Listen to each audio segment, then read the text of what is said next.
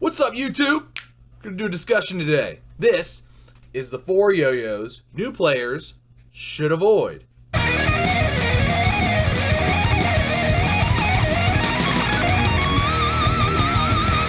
Let's get into it. Alright, so first and foremost, the first type of yo-yo that new players should avoid: unresponsive yo-yos. Now I'm talking about brand new players. You've never thrown a yo-yo before in your life. You have maybe only seen yo-yos in stores or watched other people throw them, but through the magic of social media and the internet and whatever, you've decided that yo-yoing is a hobby you would like to try out. Well, friends, I'm here to tell you, do not pick up an unresponsive yo-yo first. Now, yes, plenty of people are going to tell you, oh, I picked up an unresponsive yo-yo first and I was fine and I'm fine. And that's great. Good for you. But it's going to be more frustrating because the first thing, if you've never thrown a yo-yo before, the hardest part about throwing a yo-yo is throwing it and getting it to come back. If you have to add a bind in there as well to get it to come back, you're looking for trouble because you're going to get frustrated. You're going to be like, oh, this just isn't for me. And you're going to move on, maybe. So, to make it as easy and as user-friendly and beginner-friendly as possible, try to avoid unresponsive yo-yos. That means go to a responsive yo-yo. Luckily, in today's day and age, there are tons of really good options. Top Yo has a brand new one. It comes responsive. It's a metal yo-yo. It's like $13. You can get that. Or for throwers who are looking for yo-yos for their friends, there's Top Yo. I've got the link down in the description for that. Yo-Yo Best Buy has some. It's perfect for beginners, so you're gonna want to check that one out. Also, the go-to for every thrower will tell you this is the perfect beginner yo-yo. This is the recessed first base. It does come with a slim bearing installed, so it is responsive right out of the box, but it also comes with an unresponsive bearing. Link for this in the description as well.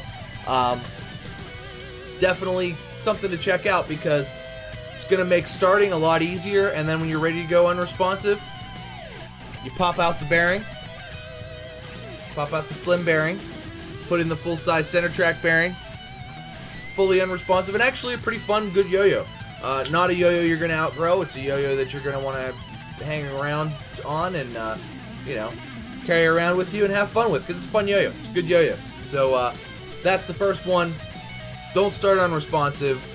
It makes it hard. Once you can throw and catch and you want to try it, go for it. But working on throwing and catching the yo-yo first. A responsive yo-yo is going to be your best bet on that. And now moving on. The next type of yo-yo that new players should avoid is the Duncan Butterfly. Now, not that I don't love the Duncan Butterfly, and yes, I just told you to buy a responsive yo-yo. However, the Duncan Butterfly is going to be very frustrating to new players. It spins like 3 seconds, and it's just not stable. It's not user-friendly. Duncan Butterfly is really fun once you know how to throw and catch a yo-yo and can do some very basic stuff. Out of the bat, out of the gate, and the Imperial as well, it's going to be kind of frustrating for new players. It's not very stable. If your throw's not straight, you're just going to throw it. It's going to spin at the end of the string like this, not like this.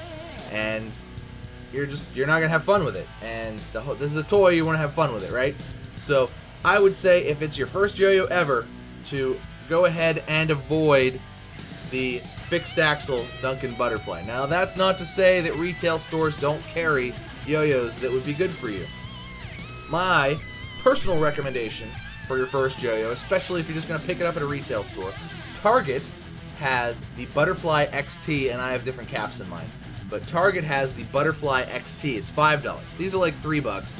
This is like $5, and I really recommend the Butterfly XT. It's got a ball bearing in it. It spins a lot longer. It's a little bit wider, as you can see, a little bit wider, more stable, and just overall, I feel like it's a better first yo-yo for anybody, especially at like $5 and somebody who just wants to see. This is going to be a yo-yo that's easier to throw and to return and to catch. That's all. and it's going to be a lot easier to throw, return, and catch. So, you know, if you don't want to get frustrated and you want to be able to do some basic tricks and maybe even catch a trapeze or something, the Duncan Butterfly XT is the way to go over the Duncan Butterfly. I would avoid, for brand new players, the Duncan Butterfly. So, let's say that you're still a pretty new player, but you can throw and catch and you want to work on binds. What is another kind of yo-yo that you should maybe avoid right off the bat? Now, eventually, you definitely want to get into responsive yo-yos, and you want to get a Duncan Butterfly and play with it and see what you can do with it and test your skills. But when you're learning, that's testing your skills enough. You're developing a skill. You're not testing it, you're developing it. But once you've got the skill of at least throwing and catching, and you want to move on, say, a metal yo-yo of some sort, where do you go from there? Well, my recommendation is going to be to completely avoid bimetal yo-yos for beginners. Yes, a bimetal is a good yo-yo. It's mostly good. Most of them have pretty decent designs nowadays. Some of them are just kind of gimmicky, like people just tried to jump on the bimetal trend. But the thing about a bimetal yo-yo is it's more expensive to produce. So they're going to cost more money off the bat, just because they cost more to make. So that's the start. The second one is most of them, especially in the budget range, they're at like $50, $75, $100 range. Not all of them in the $100 range. That's sort of where it starts to shift. But most of them in the budget range, from like 50 to 75, especially, are fragile. You bang that off the ground, those rings become dislodged or loose, and you have a vibey yo-yo that plays like garbage that you paid a lot more money for than you would have otherwise. And as new players, I still do it, and I've been playing for years and years. New players are going to hit their yo-yos off the ground. It's going to happen. You're going to do it. You're going to bang your yo-yos off stuff. You're going to ding them. And when you ding a bimetal, pretty good chance of dislodging the rings. You dislodge the rings, you've turned your expensive bimetal yo-yo into garbage. And, you know, that's not necessarily something you want to do, especially as a beginner. Eventually, at some point, once you become sort of more advanced and you're into longer tricks and longer combos and things like that, yes, absolutely look into bimetals. Tons of good ones, tons of really good designs. However, when you're still just kind of learning stuff and getting the mounts and all that stuff, you don't need a bimetal.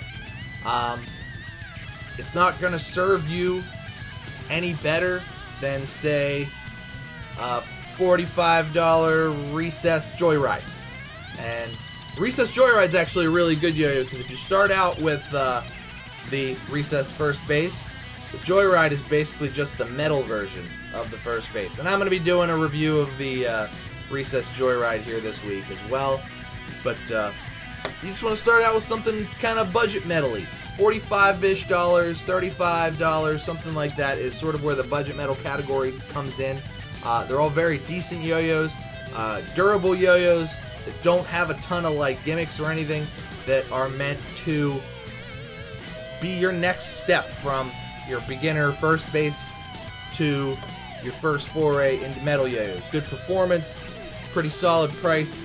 In addition to that, instead, you know, if you don't want to spend $45, the Magic Yo-Yo N12 is a tried and true beginner's beat up yo-yo. They're very durable. Mine's taken a bunch of hits, and mine's half swapped now. But mine's taken a bunch of hits, and it keeps ticking. It plays just like the day I got it. And this is a yo-yo you're not necessarily going to outgrow, and it's going to always kind of be a beater yo-yo that you're going to want to go to for times when it doesn't matter what happens to your metal yo-yo. These are like 10 or 12 bucks. You can get about 20 if you get the splash version. But I would say look to the beginner sort of budget metals, because they're going to be designed with newer players in mind, and if you beat them off the ground, you know, that's going to be it's going to be okay. They'll live. Mine have all taken some hits, and they play just fine, and that's what they're designed to do. For beginner players, for newer players, just get a bimetal, or not, don't get a bimetal. Get a mono metal of some sort in the budget metal category, variety. Most of the sites make it pretty easy. $45, $50, even $30 to $50. Or if you really want to go low budget, I think these are $15 or $20 on Amazon for the Magic Yo-Yo N12. I don't know if I'd go with most other cheap yo-yos though, because that leads me into my last point. New players should avoid Chinese cheap junky yo-yos that you can get on Amazon for the most part. What do I mean by that? So if you get an N12, you're gonna go, oh man, all yo-yos in this category must be pretty okay. That is not the case. This is sort of a diamond in the rough. There are other yo-yos that are good that are about this price range. Most of them are Magic Yo-Yos. The Magic Yo-Yo budget ones are okay, but Magic Yo-Yo sort of sits in that $10 to $20 category all by itself. Pretty much everything else in that range, especially for a metal yo-yo, is going to be hot garbage. You really, really need to avoid those Chinese off-brand yo-yos. I'm thinking the Sidekick Pro. Anything that says Bee-Boo on it, you want to avoid that. Bee-Boo has this one called the God of Death. It's the worst yo-yo ever. A lot of the Aldi stuff, I feel like is really hit and miss. I've never really seen an Aldi yo-yo that I like. Some of the gimmicky Blazing Teams ones are okay, mostly for their gimmicks, and if you can get them for like between $2 and $4, like that's okay. But they're more gimmicks than anything than they are like good yo-yos. So I would really try to avoid the cheapy stuff that you find on Amazon especially. Like, I feel like anytime you search yo-yos, the Sidekick Pro comes up, and that's honest to God one of the worst yo-yos that's ever been created. So, the last thing that new players need to avoid are those cheapy, junky, knockoff yo-yos. Let me show you one that you ought to avoid. I can't remember even what this yo-yo is called, and it's not on Amazon anymore. But cheapy, junky, knockoff yo-yos that look like good yo-yos, but they're bad yo-yos. The bearings come crappy, and they're usually, broken or just not a good design. Like, it's the weight distribution's all bad, and it's just not a good yo-yo. It's bad yo-yo. Anything, cheap, stick to the Magic Yo-Yo stuff. That's probably going to be your best bet. They're all pretty decent. I mean, nothing to write home about, but if you've only got $15, $20, stick to the Magic Yo-Yo stuff. It's at least pretty good. Bearings are but they're better than all that other crap. So that's really going to be your best bet, and that is going to be my recommendation for the 4 types of yo-yos that new players should avoid. So that's going to do it for me today, guys. I really appreciate everybody watching today. Trying to get back in the swing of things and get everything rolling again. But thanks so much for watching, guys. Make sure you like and subscribe. Cheers to you, and I will see you next time.